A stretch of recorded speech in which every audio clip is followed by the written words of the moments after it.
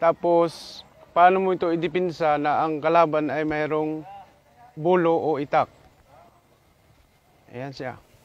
Una is, nakatutok ako sa kanya. So, alam na ang kalaban na, alam niya na wala na akong bala. So, ito yung unang gagawin. Pag nag-strike siya, tinaga niya, itaas ko lang ito.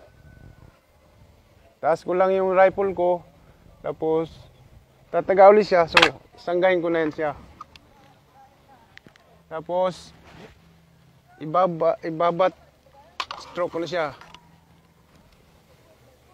Hindi ko na siya bibigyan ulit ng pagkakataon. Dito na siya.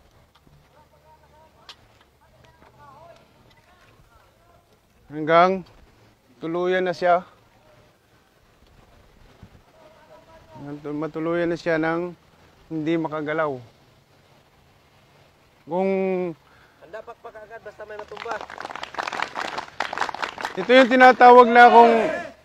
tinatawag na sa aktual kung mayroong bayonet, kung may bayoneta. So, dahil wala naman tayong bayoneta, ito nga yung application niya. Kung paano mo idipinsa yung baril mo na ang kalaban ay mayroong bulo o itak. Isa pa. Tuloy-tuloy na. Tuloy-tuloy na.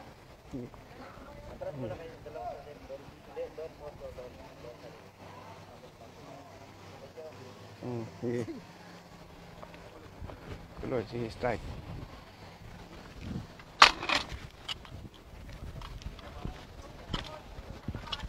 Pakpak!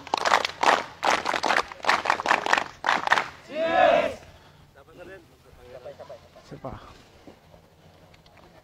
Tuloy.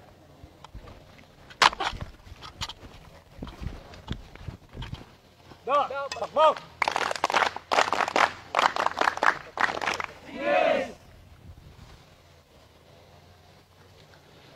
So, yun ang tinatawag na rifle manipulation. Kung paano mo idipinsa yung baril na ang kalaban ay mayroong bulo.